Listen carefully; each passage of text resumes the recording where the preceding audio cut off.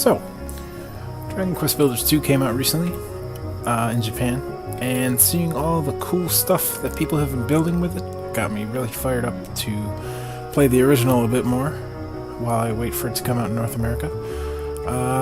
And I decided to do another large-scale build, sort of like my Clocktown build. And let's check it out. I hope you're interested. Because I decided to build Traverse Town from Kingdom Hearts 1. This was a really fun project. It took me about 150 hours compared to Clocktown, which took me about 100.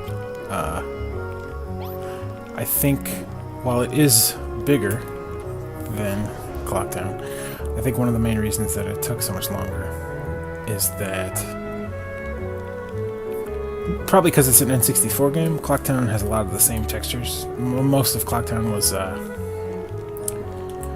bricks and golemite, whereas architecture in Traverse Town is very varied. Very varied. That's great commentary from me. Anyway, here we do in Louis' item shop. There's a scale here for some weird reason. And here is the accessory shop.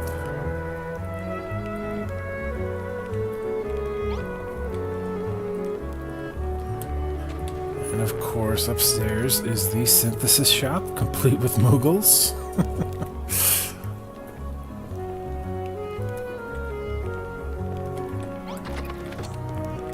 There's the door to Second District. This is where Sid stands around after a certain point in the game. There's a safe here with a postcard in it. There's the path to the alleyway.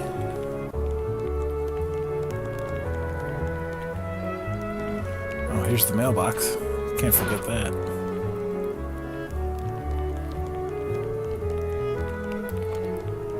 And here's Geppetto's house. Got a bunch of clocks and his little writing desk here. Now, Traverse Town and Kingdom Hearts 1 has a lot of doors that you can't enter, doors that lead nowhere, which I actually like. It gives the town sort of a more realistic lived-in feeling, like this is a place where people actually do live.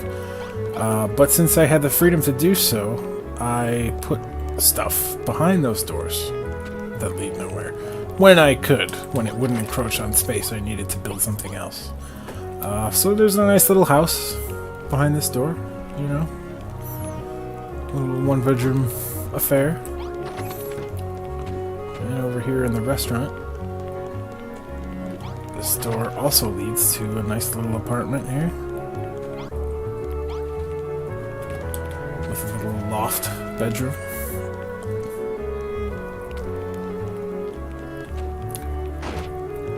While I was building this, I was like, I feel so bad for whoever lives here. I gotta give them a bathroom. So, I did. And this door leads to the balcony out here, because, you know, normal people must have a way to get to this balcony. We can't all teleport here using a blue trinity. Or, I guess, green. Right? No, it's blue, I think. That's the stomp one. Doesn't matter. Yeah, so there's the door to Third District, but, I think for now, let's go check out Second District. Since that's where we go when we first get here. Now, there's stairs going down in this little connecting hallway, and that is so that the Second District will be closer to water level for the fountain right here. I would have actually liked to have gone 3 blocks down, but I thought that would have been too steep a step there, too jarring. So I just went down 2. There's the Mad Hatter's shop. There's the shoe shop. Here's the hotel. Here's Second District. It's a good thing Sniper Wild's not here. Whew! Oh boy! Got the bell plaques above the fountain there. This is the handbag shop in the original game, but we don't exactly have handbags in Dragon Quest Builders, so I turned it into a jewelry store. And I didn't build the interior of the Mad Hatter's shop because it's blocked off. You can't get in there anyway. Heartless are attacking. No time to buy hats. But in here, just to, you know, kind of make use of the space, I put a little welder's workshop in here. And upstairs from that is a carpenter's studio. You know, just thought I might as well put my villagers to work, get some materials out of this space, you know. Across the way here, I put a ironmonger studio.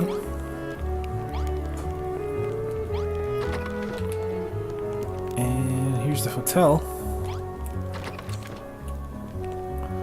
Here's the hotel hallway. Here's the front desk with the mysterious employee who tells you there's no vacancy. You never actually get to see any character there. There's just an inky black void behind the desk, so that's fun. The entrance to the red room, the green room, and the yellow room. I couldn't fit the entrance to the blue room in this hallway. The hallway is a little bit shorter than it should be, and that's because I wanted the doors to line up on the outside. But that's okay. In Kingdom Hearts 1, you're only able to enter the red room and the green room anyway. So here's the red room.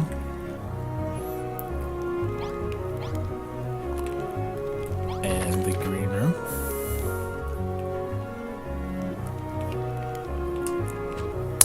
And they both lead out to the balcony in the alleyway, just as in the original game. Only now, haven't you always wondered what's inside the yellow room? Now we can actually go inside there. Yep, it is a hotel room. I tried to give it sort of a distinct vibe from the other rooms. The red room in particular has a very, like, Asian-inspired architecture. Kind of a Japanese Zen thing. I think this sign in the original game tells you that the hotel is putting on some kind of multicultural exhibit or something, so I tried to give the yellow room sort of a European vibe. I don't know. Just something to make it stand out. And here's the blue room as well. It's the only one with a TV in it. But the beds aren't as nice. So, yeah. Here's the alleyway.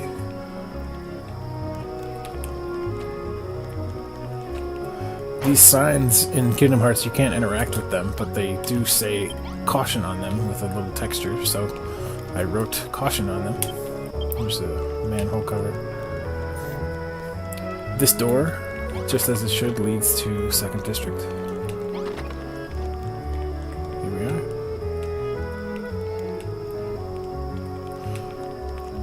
Pleased with how the fountain turned out. And once again in the alleyway, this little stack of crates here. There's some garbage over here, but this stack of crates, I don't have high jump equipped like Sora, so I can't get on top of it. But I put ladders on it to help me out with that. But around the corner here leads to behind the busted up fence in 1st District, just as it should. So that's pretty neat.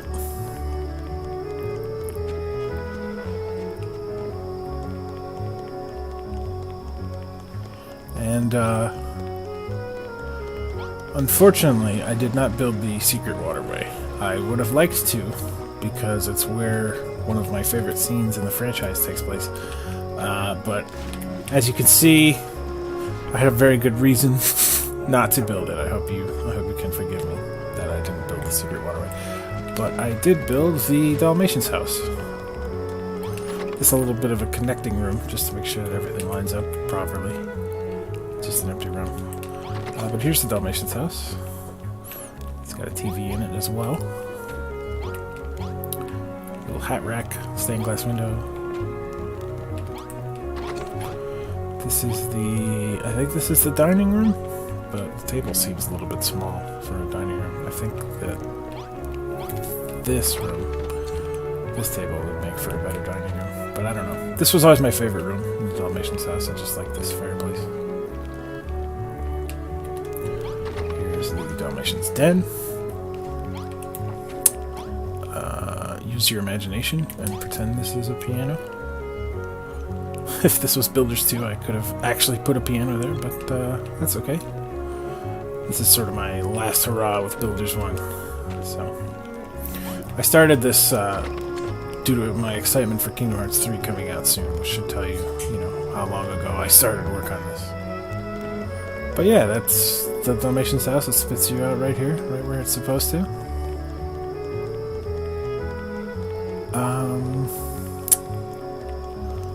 I know you want to see the Gizmo shop, so let's get a quick look at that.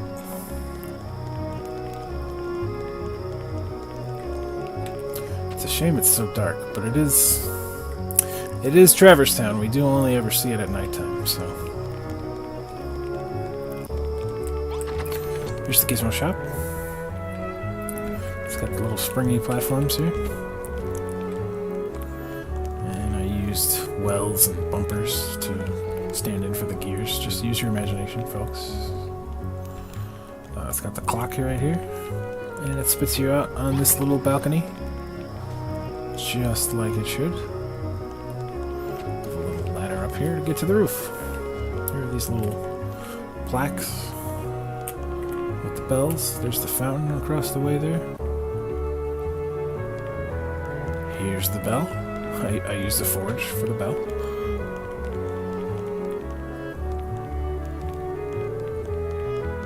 And yeah, you could take this little bridge, jump across these.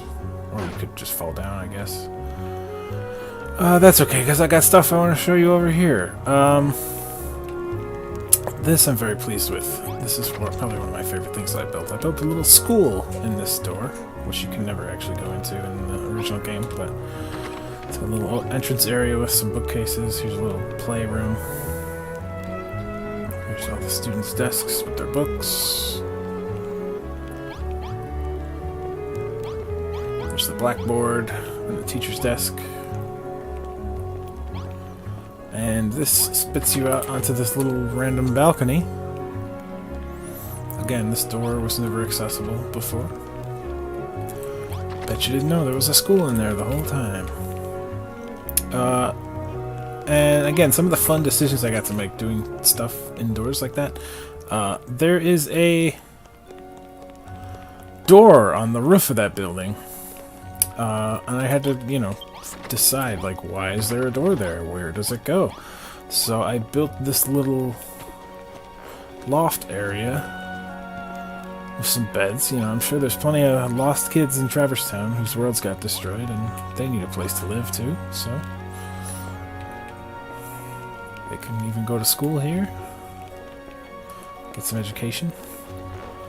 And up here's a little storage area, attic, kind of small little room. And that's where the door leads. Which is cool, I think. If you jump across these rooftops here. This little window leads down to the carpenter studio that I showed off earlier. I'll explain why in a little bit. First, I would like to show you what I built behind this door. It's a pretty huge building. When I started building this place, I was intending it to be a hotel. But then I realized that I'm an idiot, and there's already a hotel in Traverse Town that I hadn't gotten around to building yet, so I think I'm going to pretend this is a hospital instead of a hotel. It's got a nice little fountain foyer here, got a nice little bar, an elevator that's out of order. Maybe in Builders 2 we can get that working. Little supply closet here.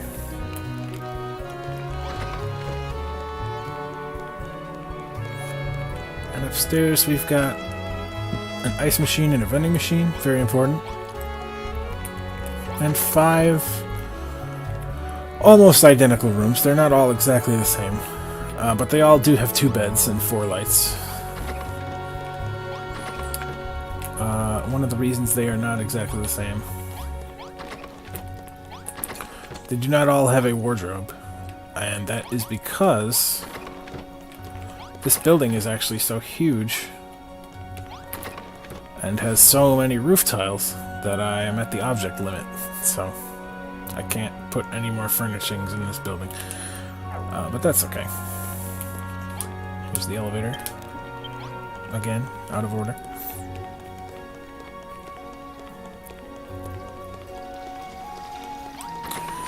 So, yeah. That is 2nd District. Here's a little overhead view. Let me get it from this angle. Might be more familiar. Now, some of the fun, again, once I got to make some decisions filling in these areas that don't quite exist in the original game. The entrance to 3rd District does not line up with where 3rd District would be compared to the 3rd District entrance from 1st District, which you can see right there. So there's this huge open space that I had to completely invent, which was a fun little challenge. I've got a little tunnel here that leads out to this nice little park. Some park benches, drinking fountain, slide, monkey bars, some weird little gadgets for the kids to play with. Pretty trees. And if you're on a hot date in Traverstown with your honey, you can have a romantic little evening up at the Astral Observatory from Clocktown. So yeah, this is my fun little way of sort of integrating these two builds. I built this whole mountain around the observatory and put a telescope on top to kind of just make the park look nicer. But yeah, I mean, if you go in here and you're in the Clocktown build now, you can go down the stairs there and follow the path all the way to my Clocktown build if you felt like it. Again, just sort of a fun little way to integrate these two builds. Bet you didn't know you passed the Astral Observatory every time you pass between 2nd and 3rd District. Bet you never knew that. And to make things easier for myself navigating this place, hi there, I put some stairs here which lead up to this little back alley.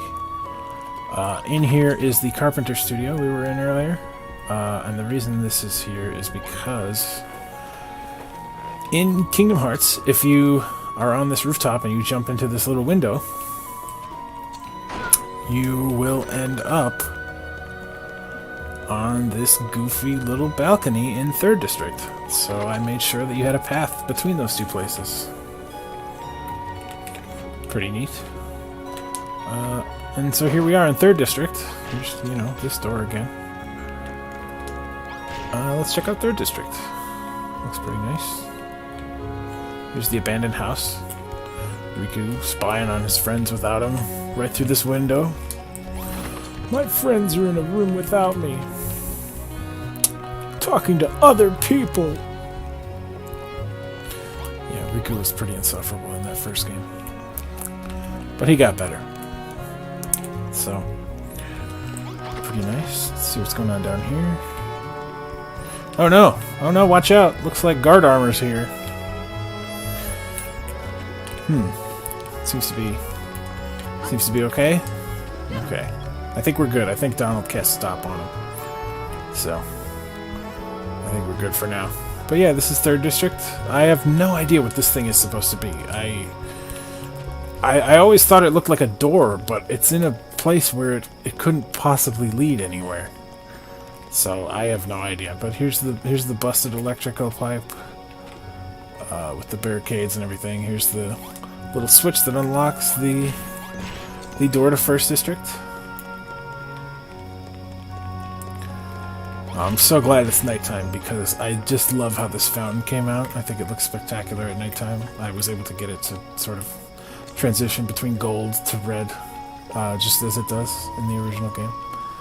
So I think the fountain looks great. And you can go up back behind here. I don't know what this is. I don't know what the point of this is, but that's how it is in Kingdom Hearts, so that's how it is here. And yeah, why don't we pay a visit to the mysterious house? Once again, I bet you didn't know, every time you went through that door to Merlin's house in Kingdom Hearts, you were going right under the path to the Astral Observatory and Majora's Mask. Bet you never knew that, but it's canon. Hey, there's not supposed to be a scorpion in here. Anyway, there's the mysterious house. Very spooky at night. Nice ambience there. Just like in Kingdom Hearts, you have to do some shitty platforming to make it up here.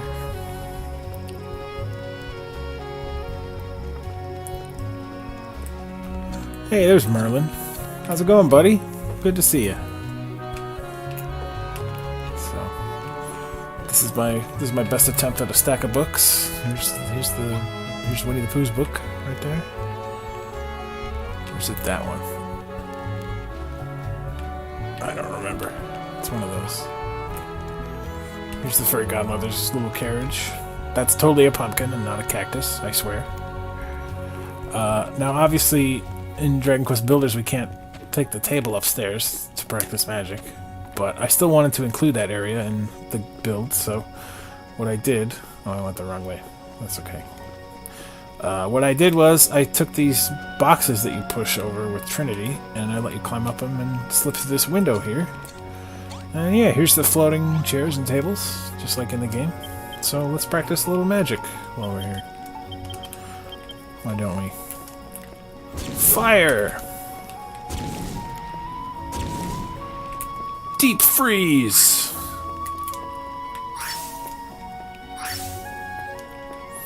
Yeah.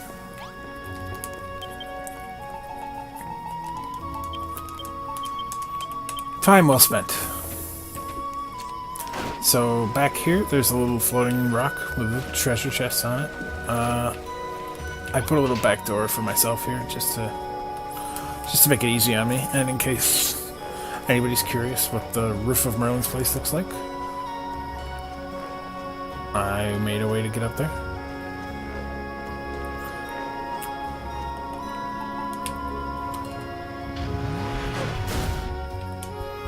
This little grabbo arm is holding an umbrella in the original game, but I put a sign here. Hey, thanks. And there's a pumpkin on the roof for no discernible reason. So there's a pumpkin on the roof. This roof of Merlin's place was actually one of the hardest parts of this build. I just had to make sure that it was all crooked and wobbly. Like it is in the actual game. It kind of veers off to one side and then crooks back, so I'm very happy with how that turned out.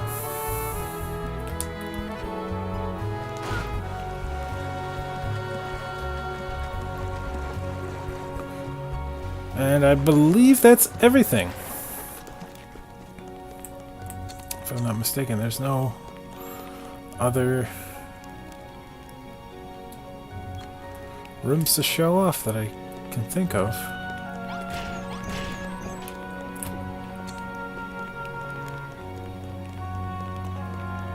I don't remember if I showed the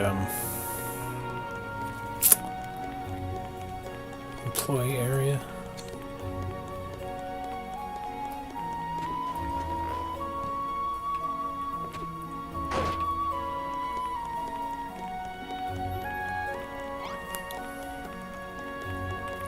Basically, there's a mysterious fifth balcony in the alleyway here. It's on the other side of the front desk in the hotel hallway. That desk. And so I always kind of assumed that it was supposed to be some kind of employee break room. So that's what I built in here. There's a little bathing area, some food and drink, a little bench. This is just like an employee break room, I guess, for the hotel. And so, yeah. The last thing I'm gonna show off probably is a little quick tour of the rooftops, because one of the things that I did with both this build and with Clocktown is that I made sure, even in areas where you were never able to get in the original game, I made sure that if you went up there and ran around, you would have things to look at. You know, all the roofs are complete, there's walls around everything. So, just a quick look at that.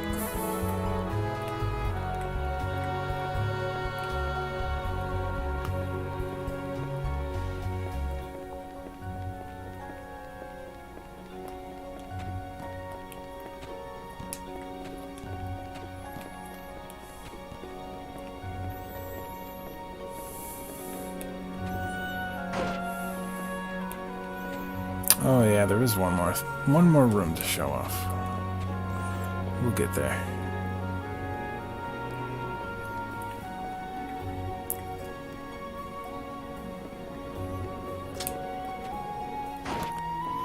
Who's that? That lady in the park was playing with those pistons. That's fun.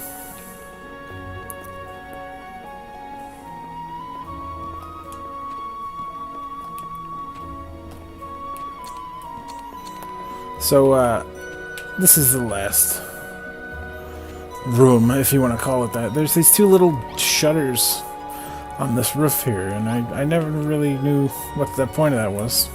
But just to kind of amuse myself, I built a little treasury in here. So, yeah, a little Easter egg. Oops, for anybody who's playing around on the roofs like that.